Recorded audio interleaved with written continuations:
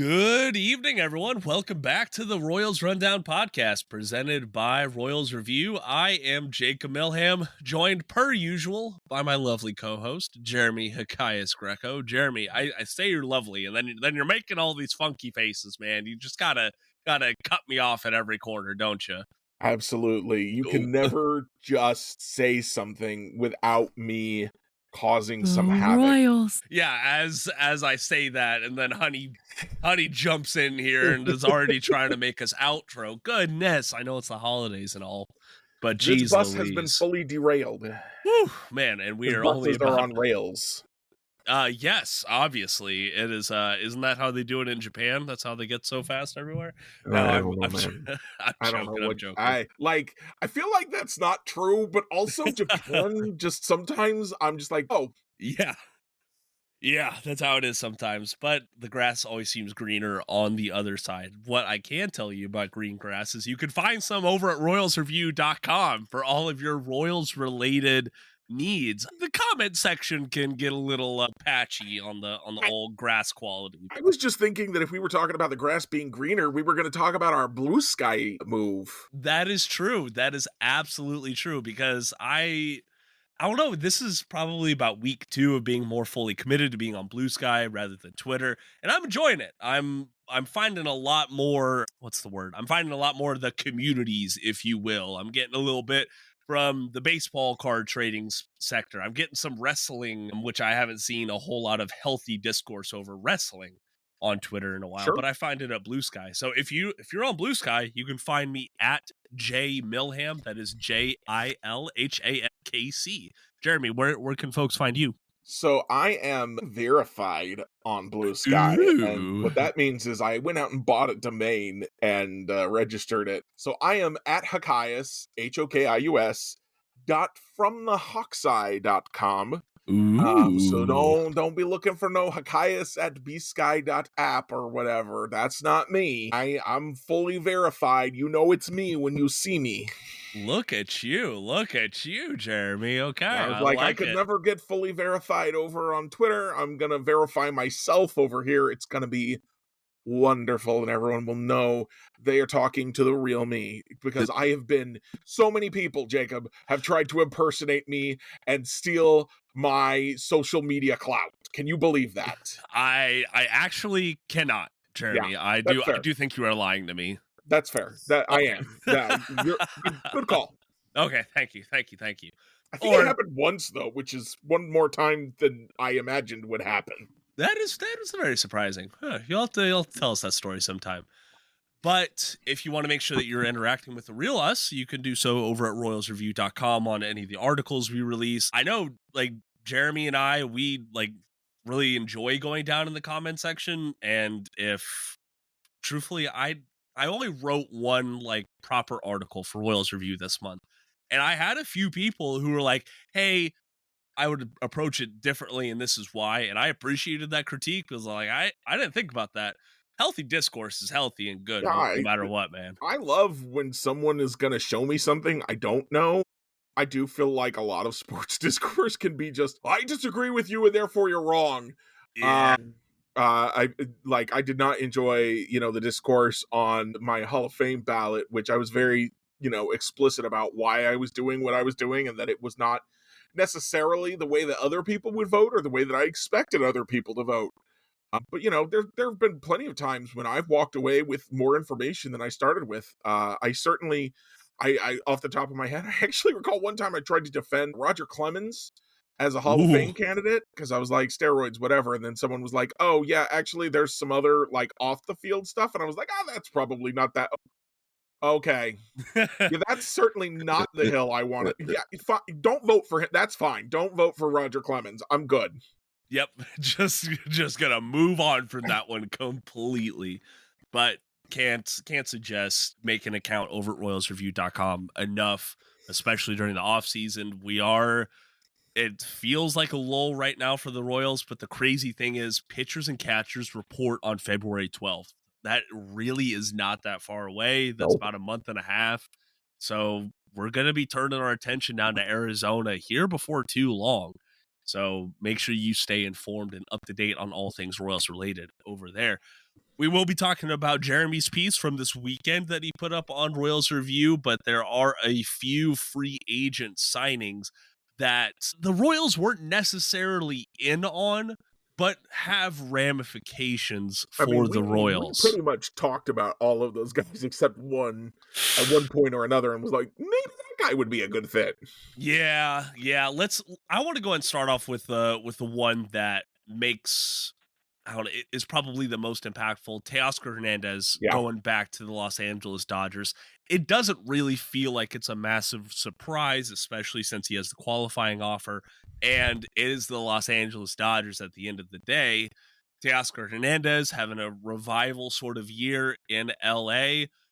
3 years, 3-year deal, 66 million, a fair deal, I would say, for a About what player of his. Fangraphs predicted for what it's worth. Yeah, exactly. Like a There. Fangraphs crowdsourcing, that is. Oh yeah, that's right. That's right. There is a little bit more than 23 million in deferred money, so that's a little bit more You than a don't third. like it, change the rules. They're playing within the rules. They're playing smart. I don't know what you want Mhm. from me. Exactly. And there is a $15 million team option for the 2028 season, but like, Literally every other team can also do deferrals. yep, that they can. So, Jeremy, I don't want to get hung up too much on the deferred money stuff because we've already talked about that this offseason. I do want to say I was surprised by the amount of Royals fans who were disappointed by this news because at the end of the day, there wasn't anything like even soft connecting Hernandez to the Royals, you know? There There's a wasn't lot of anything that I recall connecting Teoscar Hernandez with anybody. He was like the silent free agent yeah, this offseason, and combine that by itself would tell me he was always going back to Los Angeles. But combine that with the fact that he said before the season ended that he wanted to stay in Los Angeles. And then he exactly. signed back with Los Angeles. That was the only team he was ever going to sign with. Like, would I have loved to see Teoscar Hernandez playing left field for the Kansas City Royals in 2025? Absolutely. At that price, absolutely. But Mhm. it was never gonna, he was always going back to Los Angeles. This is not one that you could be like, oh, the Royals are cheap or the Royals aren't trying. This is, yeah, well, sure, of course. Yeah, we all knew that. I think we all. Yeah. I certainly would not. I would have bet the Dodgers over the field, and usually you would bet the field over any one team when you're Mhm. talking about a free agent signing somewhere. And in this case, I would definitely have bet the Dodgers over the field. Oh yeah. So, yeah, that's how that worked out. The I think there's a little bit of good news here, and this is what I posted on Blue Sky, which you would know if you were following me on Blue Sky. Uh-huh. That I think the good news here is that he signed, like I just mentioned before, for about what the Fangraphs crowdsourcing had him at. We've been talking a couple weeks for now about how the players are all signing for a lot more than the crowdsourcing, which are usually pretty accurate numbers. Mhm. So that sounds like maybe the position player market is becoming a little bit more reasonable. This isn't like, okay, now everything's fine again, because again, Teoscar Hernandez was always going back to the Dodgers. So there Mhm. was no negotiation. He didn't have leverage. He was going to sign for a reasonable deal. And so but I do think it's like it's like, when you're on the highway and it's like next rest area 10 miles, you're like, okay, the end is in sight here. We're not there, No. but we're getting there. So I think maybe we're going to start, especially as we enter January. You said month and a half from spring training. Guys are going to go, okay, screw it. I want to play a full season and look good. I'm going to Mhm. sign the deal I've got. Well, and I think that has been a very educated and solid talking point this offseason is pointing back to the slow and down overall years from guys like Jordan Montgomery and Blake Snell after they held out over money thanks to their illustrious representation. But all in all, those guys, their outlook, excuse me, their legacy was affected a little bit. And it all kind of points back to slow starts and waiting so long to sign that contract. So I think And this is good. and just like with Cody Bellinger, there are still so many guys out there. Off the top of my head, Jurickson Profar, Anthony Santander, Ha Seong Kim is still Yeah. out there there are guys out there that should and could be of interest to the Royals. This is not the end of this is and there's trade targets. This is not the end of everything. The Royals still have some opportunities to make some moves. Let's not. So if you're out there like, the world is ending, the Royals can't possibly do anything, and they're gonna suck next year. Like, push the brakes a little bit. Like, sure, no, the problems haven't been solved yet, but we're not driving off the, like I said, the rest area sign is in sight. It's not like we're driving off the end of a pier right now. Precisely. There are a couple of other free agents that found new homes this past week, or like the past few days. It feels like that the Royals had fits for and seemed within the Royals range, if you will. One such guy, Jock Peterson, going to the Texas Rangers, 2-year deal worth $37 million. That's absolutely a move I would have liked the Royals to see. Sure. But at the end of the day, Jock Peterson right now he's kind of a designated hitter only. Now he does that very well. If I'm looking at the numbers right, he has a 135 WRC plus since 2022. He's very dependable. He had a great year for the Diamondbacks, and I think the Rangers got a very good deal for Peterson's services here. All in all, he's not coming to the Kansas City Royals. That was another guy that I feel like Kansas City fans wanted the AL Central club to go after a little bit harder. Yeah, but Jeremy especially, right? Yes, I was pointing at myself. Yes. Yeah, but the thing is, and with the other guy we're going to talk about here, I'm going to group them together. Gleyber Yeah. Torres, 1 year, 15 mil for the Tigers. So those are a couple of guys I talked about, certainly. But the reality was that after they traded for Jonathan India, I'm not sure that there was a fit for Gleyber Torres. Yeah. I thought he could play third base, but most intelligent people were like, no, Jeremy, he cannot. So that's fine. What's really weird to me is that the Tigers were like, yeah, Colt Keith's just going to move to first. And I'm like, are you sure that's what you like? He wasn't that good a hitter last year that you're like, yeah, just plop him at first. It'll be fine. But also Gleyber Torres got a lot less money than people thought he was going to get. Fangraphs crowdsourcing had him projected at 3 years for a total of 54 million, 18 million annual average value. He gets 1 year, 15. And then, though, on the other hand, Jock Peterson got a lot more than they thought. So they had him at a 2 for 28. He gets 2 for 37, which is that's half again as much as they predicted. Yeah. So the money is still doing weird things out here. Again, there are still lots of guys. The Royals, from everything I've heard from Lesky and Annie Rogers and other people, they're on the phones talking to people about everyone. So I still think that we've got some fun moves ahead of us. We just have to be patient a little bit longer. That we do. Just hold out a little bit. I will say, with all the moves that the Dodgers made this offseason so far, I mean, they definitely look like the World Series favorite right now on paper. No surprise. It's like when the Chiefs signed Hollywood Brown and everyone's like, oh, yeah, they won the Super Bowl and they got better. Cool. Great. We feel good about that. I mean, we do in Kansas City. But one of the Dodgers' divisional rivals made the biggest move of the past couple of weeks on the 28th, so yesterday as we're recording. The Diamondbacks signed Corbin Burnes to a big old 6-year deal worth $210 million. It's very player friendly. It's a shorter deal. Burnes might have another opportunity to go and get another lengthy contract if he so wishes, but he also has an opt-out following the 2026 season. So he might just have 2 stellar years in Arizona and then look to go make more money elsewhere. I don't know. They did that with didn't they do that with Greinke and with that lefty that pitched for the Giants and broke our hearts in 24? Bumgarner. Yep. I feel like they gave them both player options and regretted that as well. That they did. So it's enough to make me begin thinking that Arizona might not be a great place to pitch. It might not be. It might not be, but it does. There's been a lot of reporting about Burnes. I do have to credit that a little bit to him being a Boris client. It seems like Boris has a lot more inroads with established media, there's a lot of chatter about like, hey, they already live in Scottsdale, Arizona.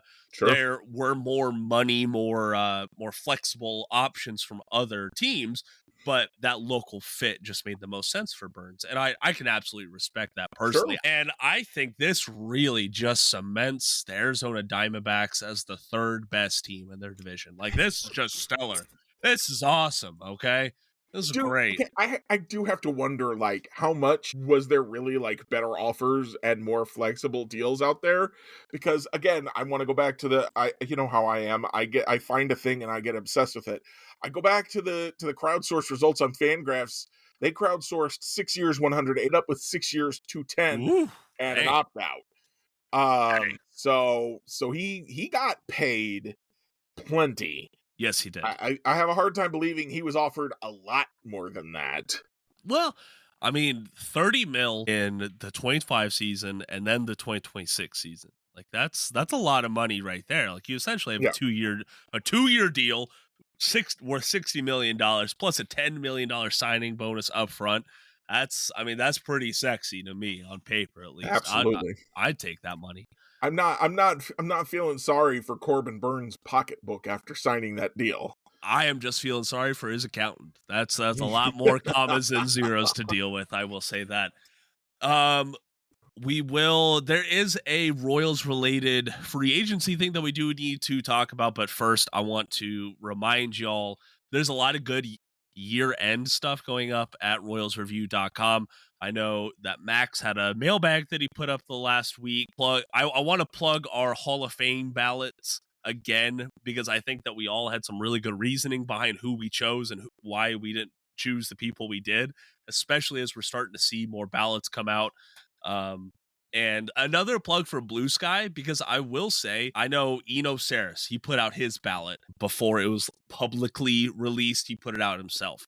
A lot of healthy discourse over there about that. Like, I don't agree with you, but I guess I understand it, you One of know? one of the best things about the move to Blue Sky for me, and some of this is how I've curated my feed a little bit, and who I'm following and who I'm not following, is there's a lot less. I need to argue with people.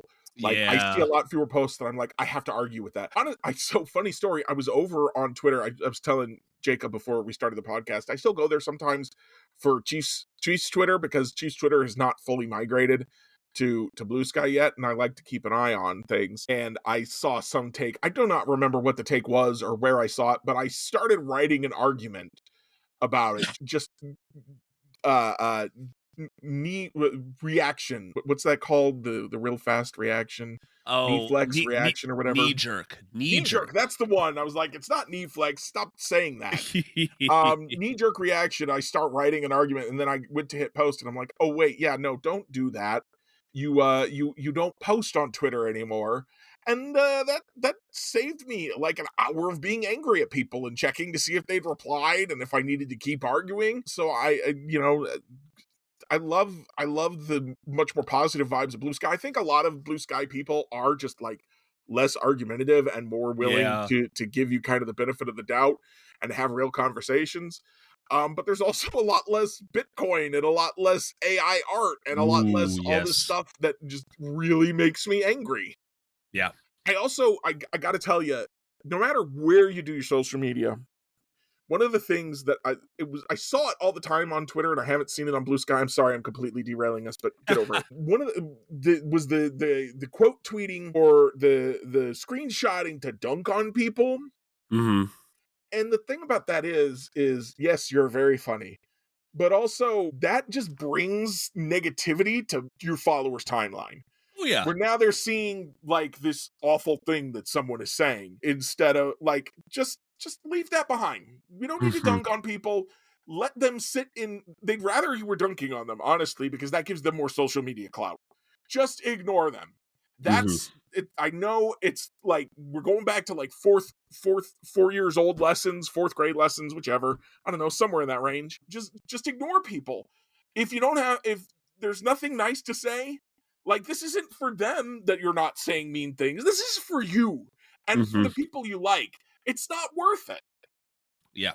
Yeah, exactly. And at the end of the day, social media is not, it's kind of a necessity for like what we do, Yeah, Jeremy. I would say it's hard to do this without social media. sure. But I do believe that social media should be an enjoyable experience. It shouldn't be a Yeah. chore. It shouldn't be a burden. I mean, this I'm goes fine. back to that article or that newsletter I noted in my in a Royals review probably sometime last year. Which one? The enshittification of the internet. Sorry for Oh the rating. yeah. Of like the social media, the algorithms on the social media sites intentionally funnel you to things that will make you angry because that makes you keep engaging. Right. And right now, Blue Sky doesn't have that. I don't know if Blue Sky will get it someday. I mean, I'm not going to bet against it No. because they also want to make money. But they what they'll do, Facebook and Twitter were notorious for this, is funnel you to the things that make you angry so that you spend more time on them. Hmm. And that's just not where I want to be in my life. I just Yeah. want to, I wanted to, I want to post about the movie I'm watching. I want to talk about the baseball team. I want to have a good time. I don't want to just get mad all the time.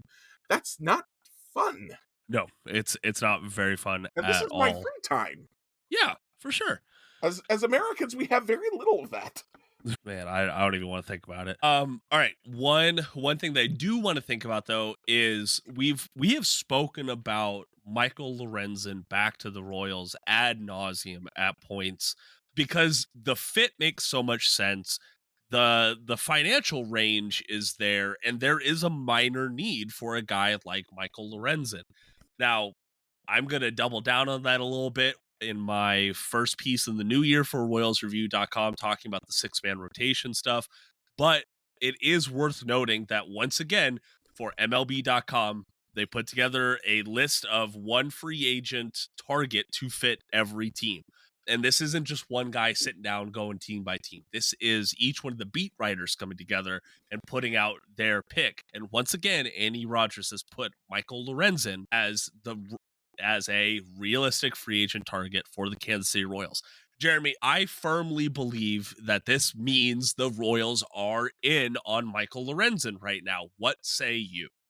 I mean, it's the same thing we were just saying about Teoscar Hernandez, right? There's not been a lot of smoke between Lorenzen and other teams. In this case, we haven't heard from Lorenzen that he wants to be back with the Royals, but we are getting, just this secondary sign of Mm-hmm. the Royals are almost, I mean, if Andy Rogers is writing that, I would almost guarantee that the Royals are interested in him. Yeah. So if they're interested in him and that he's willing to play the role for the Royals that he's willing to play, that he pitched last year of being a swingman, then I think that's a fit that makes a lot of sense. And I feel like the fact that he's not getting a lot of smoke hype other places tells Mm-hmm. me that maybe he's not getting a ton of interest other places. It does feel to me very likely that we would see him back. When you're looking for a swingman, a familiarity is something you absolutely want. You want to know that, okay, we don't just assume this guy can do these roles. We have worked with this guy. We feel comfortable with him in both of these roles and comfortable coaching with him and comfortable communicating with him about when he'll be in any of these roles. Yeah. So I think that makes a lot of sense. I would be kind of at this point, I would be surprised if he did not sign with the Royals. I'm still not to the point where, like Teoscar Hernandez, I would bet on the Royals over the field, but Yeah. I feel like it's pretty even. Bill, I don't think that the Royals are going to overspend for Michael Right. Lorenzen. I think that as we look at it from a third party, that it should make sense. But if some team in here comes in and they say, hey, we want to invest all in on this two-way player plan that Lorenzen's camp has been talking about this offseason, and we're going to overpay for it just to see if we can flip him at the trade deadline. It's a crazy niche outlook and possibility, but I still think it's one that we need to keep in the back of our minds. If someone wants to do that, I don't want the Royals to get in a bidding war for a guy like Sure. Michael Lorenzen. But if it comes down to like, hey, he signs with the Royals for like 7 million annually or something, I think that would be a steal from the Royals, and I I mean, would you probably love don't that. want it to be more than 2 years either. Yeah, I think Um, he's gonna be 33 yeah. come And opening day. and as much fun I like the guy and I like his story, which is one thing that the Royals announcers do a pretty good job of Ooh, yeah. providing to us, by the way. They provide player stories. I haven't watched a lot of other broadcasts, but like when I randomly turn on another team, I don't feel like I get player stories to that same degree. So just a little shout out to the Yeah, broadcasting team, not just the announcers, but the people who look that stuff up and provide that for the announcers. Just a good time. Anyway, so I like his story. I enjoyed, the quality that he brought to the Royals last year, but I'm also not like, I have this guy, he's gonna save the team. Like there are other exactly. guys who could probably pitch at least as well as he can. So yeah, you're right. Don't overpay for him. But Mhm. if he comes back, I'll be mildly happy. Yep. I do want to once again plug Annie Rogers' Royals Beat newsletter. She had a good piece this past weekend, I believe it was, about the Royals improved their bats, but isn't going to be enough. Taking another look at that ahead of the new year, so go give that a read. It is very much worth it. Jeremy, I do have one more thing that I want to talk about before we get to your Brett review. If you can't tell, I like supporting beat writers. I really do. I They feel like deserve it. I feel like Annie and Jalen do a really good job for the Royals specifically, but I like following along with other teams' beat reporters because it's just great insight into clubhouses. I have to I want admit, I don't read Jalen very much because the Kansas City Star as an Yeah, online publication has greatly diminished it in the has. past few years. I mean, obviously it's a paywall now, but even if you pay for it, it is difficult to access at times. Hmm. So I don't read a lot of his stuff, but Annie Rogers, I can confirm, is amazing. And what I've Yes. seen of Jalen, I really do like. Yeah. Why I bring this up is because the Twins are getting a new beat reporter, and instead of kind of a fresh face, this is one of the older voices in baseball writing. His name's Matthew Leach. Where I first saw his byline was when he's the beat reporter for the Cardinals, which was from 2002 to 2011. So he had a full introduction on MLB.com where he talked about, hey, I started out as a beat reporter. I went up the ranks on MLB.com and I got disappointed with not going to the ballpark and stuff like that. So now I'm coming back to cover the Twins. So I would definitely suggest following him on Blue Sky. That's where he's most active as far as I can see. And that's where I saw his story. But Jeremy, back to Royals related stuff. Let's tell me about this Brett documentary because I have heard mixed reviews and I really do appreciate your insight on this stuff. So, just a quick overview. It's on MLB Network, which you now have access to through the MLB.TV app if you've paid for that, which makes me excited because it was not in my TV package. So, I was not able to watch Brett when it was released in January of this year, 2024. By the time you're listening to this, maybe it's 2025. I don't know. But when I'm recording it, it's 2024. And I wanted to watch it because, Royals and it was a good opportunity for something to review. I've been on vacation this week thanks to the holidays. Woo! Um, Yeah. and so I finally got a chance to sit down and watch it with my dad, which was a much better experience than if I'd tried to watch it by myself, I think. And so basically, if you are intimately familiar with George Brett's career, there's not going to be a lot in this story that you don't already know. I mean, they Okay. hit the highlights. They hit the star-studded behavior in the playoffs. They hit the Pine Tar game. They hit the 3 home runs in the playoff game and then losing the next one. They hit the 85 World Series, which I think they even put that clip on social media when the thing came out of Brett being like, yeah, they could have just won game 7. They could have tried to win game 7. They got blown out. It was double digits to 0. The Cardinals just did not show up for game 7. Hmm. They had opportunities to win that series. Yeah, he was out. But even if they get him out, there's no guarantee that the Cardinals win that game. Right. So there was a lot going on there. But yeah, so the one thing that I kind of got about Brett, other than like his personal life of I didn't know who his wife was or how many kids he had or any of that stuff. The one thing I got was I didn't know the hemorrhoid story from the Oh. 1980 World Series. Yeah. My dad didn't know the Bellagio story. Oh, really? Yeah, he hadn't heard that before, so they played that for us at one point during the thing too. And so it was like if you already know a lot of this stuff, but it Hmm. was still charming. George Brett is still a charismatic person, and he gives a lot of his own thoughts and feelings as he was going. There's a large discussion, which is an interesting discussion, and no resolution is offered, which I think is honestly better, of like George Brett's dad was abusive.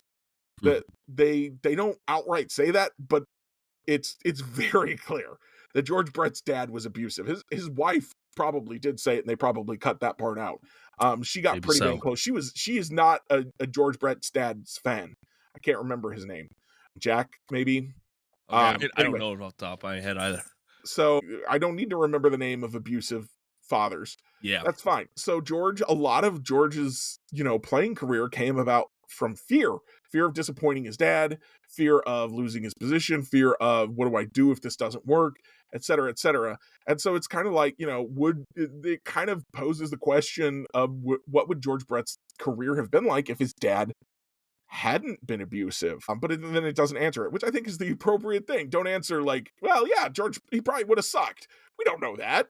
You can't know that. But also don't be like, oh, well, it's a good thing his dad was abusive and like he got strength from that. George, even towards the end of the documentary, talks about how like at one point he just finally was like, yeah, I'm going to stop lying to myself that he was a decent person. He wasn't. And so it was kind of a cathartic moment. It was a cool Mm, moment, but it was nice to see like the documentary, like, yeah, this is part of his story. And that's it. Not try and draw anything about baseball or relationships from that. Just this is George Brett's story, and this is okay. how it happened. So I feel like that was really solid. I also, one of the things I liked about it was that it didn't try to paint George Brett as this saint of a human being. Like at one point, Brett admits to cheating on his girlfriend, and they just left that in there. So that's like, okay, cool. But they also didn't like crucify him for it. They were just like, yeah, that again, a lot of it was a documentary of that. This is what happened. Mhm. And that's what a documentary I think should do. And I think they did it well. And I do think it was still charming. Okay. There was a beat towards the end of the thing where he's grilling a tri-tip steak and he's talking about how he always tries to have Sunday night dinner with his family, which cool. That's a pretty normal thing for people to do, and it's a pretty True. reasonable thing for him to do. So he's trying to grill a tri-tip steak, and while he's there, the producers and everybody's there filming him, and he's like, "Hey, can you go talk to your sons for a few minutes so we can get some film of that while this is grilling?" And he's like, "Sure." And he goes and does that, and then he comes back and he's way overcooked this tri-tip steak. Like it's 20 degrees hotter than he said he wanted it to Oh, be. no. And so they deal with it. That's fine. It's still edible. It's not burned to a crisp, but it is well done when he wanted it to be medium rare or even rare. So that's fine. And he's like, "Oh, it was 5 minutes late. Oh, it was 8 minutes late." And it's like, "No, George, it was 20 degrees over, buddy. It was probably more than that." But like that, first of all, that tells you like, yeah, the producers told him to go talk to his kids, Yeah. but he's the one that lost track of time while he was talking to his kids and True. forgot to check the meat. So that tells you that he's probably got a pretty good relationship with his kids, and that's heartwarming. And then as like a coda, it might even be like a post credits moment.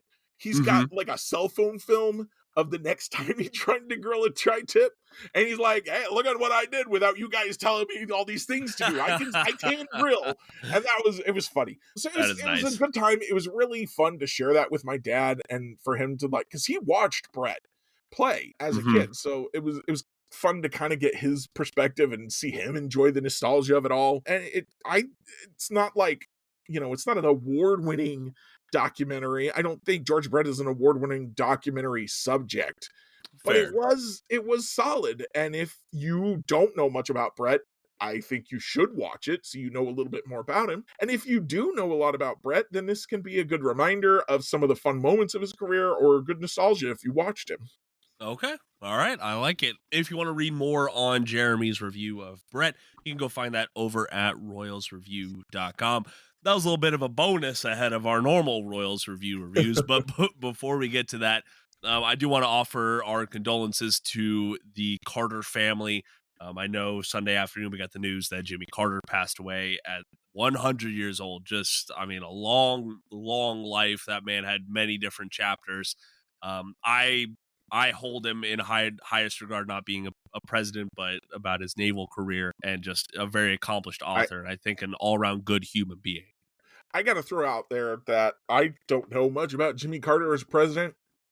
but I know that Jimmy Carter, after he was a president, was somebody who went and built houses. He put in Yeah. the effort to help people. He didn't. Mhm. People talk all the time about how charitable people like Bill Gates are because they give millions of dollars out of their billions of dollars Mhm. to charities. But Jimmy Carter was out there living the charitable life. He was donating a lot of his money and almost all of his time. And he was doing that into his 80s, I think maybe even into his knees. The guy was out there helping people.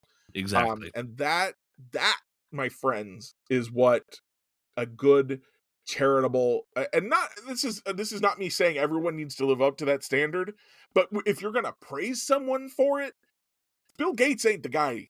Jimmy Carter's the guy.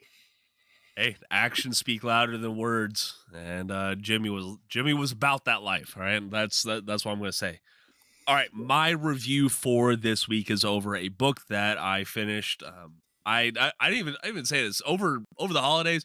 We spent most of the holidays here, but I just got back in this afternoon from going up to Honey's in-laws up in Maryland. Had an amazing time up there. I grateful for their hospitality, grateful for the time that we spent with them. But we got a lot of listening in on the road because Virginia traffic as you head towards and away DC is just awful. It is just terrible. But we finished up this book called Codependent, Living in the Shadow of AI. It's by a British tech journalist. I found it interesting because What's his it's name? not, I cannot pronounce it correctly, unfortunately, and I didn't want to play the audio right while we were recording. Type it for me. Do some. I got to know this guy's name. I got to know if it's the guy I think it is. So it's Madhumita, Madhumita, and then last name is Murga, Okay, Murgia. that's not the guy I was thinking of, but yeah. Gotcha. All right, cool. Somebody else to look up. Yeah, I thought it was a really well put together book. It talks about some of the ripple effects of AI, talking about, folks over in Africa who are helping train these machines, talking about the algorithms affecting gig workers, things like that, like on a very relatable level. Like, you don't need to know a whole lot about AI to understand the plights that some of these people are facing. And it came out in 2024. Like, all of this is very applicable stuff and shows it in the real world lens. So I enjoyed that.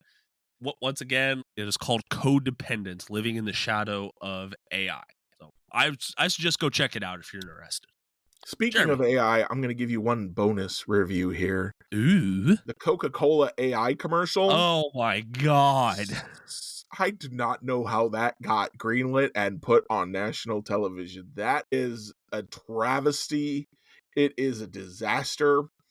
But mostly it serves as evidence to me that people keep telling me AI is going to replace everybody in movies, writers, directors, actors, the composers. No, it isn't. No. Not in our lifetimes it isn't. Sorry. It is very obvious when you're watching something AI, and it is bad. And that was Mhm. like, this is AI's chance. This is Coca-Cola's chance to prove to us that AI is ready for the big time. And that commercial is bad. Okay? You Yeah. know, if you've seen it, you know it's bad. So just thanks Coca-Cola for reminding us that yeah, AI is not coming for the TV or movie jobs anytime soon. So let me give you my one more real quick review because I watched a bunch of movies already. Yeah. I watched Night Bitch Oh, yeah, yeah. on Hulu. And the only thing I have to talk about it, I have to mention that I watched it. But the only thing I want to say about it is I would like to hear a woman's review of this movie because I did not like. I think I got it. I did not like it, but it was very clearly not for me. So I would like to hear a woman talk about that movie. We got to get your wife to talk about to watch it and talk about it for us, Jacob. Oh yeah, for sure. Well, here, let me shout it to her so I don't Okay. forget. Hey, honey, next podcast, can you review Night Bitch? All right, see, there you go. Because I saw her have an email open with it, and it's just a black screen with in Mhm. pink letters the title of the movie, and I'm like, Yeah. what the heck are you looking at? Yeah, What is going on? it was a very weird movie, and I can't say I enjoyed it. I'm not sure it's one of those movies that's supposed to be enjoyed, which I'm always like, Mm. "Why did you do this to me?" Like, Yeah. you can tell me important things, but also we could enjoy it. I don't know, but that I'll let that lie. Alright, Exactly. the movie here's my actual Royals review. I've given you the previews. You've watched some Apparently. ads now. Here's my Royals review. Red One, the Christmas Oh, let's movie hear it. starring Dwayne Johnson and Chris Evans. Yeah. I liked it. Okay. It was fun. I thought it was cute. The only like thing that I have against it is I watched this. I mentioned Patrick H. Willems' YouTube channel Yes. a few podcasts ago, and he had one that was about Ryan Reynolds and Dwayne Johnson and why they do the movies they do and why their careers are the way that they are. And it's basically that those guys are they're not trying to act for the sake of acting or even act for the sake of money. They're acting for the sake of their public personas as representatives of their business ventures. Mhm. So for Ryan Reynolds, Mint Mobile, Aviation Gin, his which I know these things off the top of my head. They're doing a good job, right? His advertising company. And then Dwayne Johnson has a tequila distillery.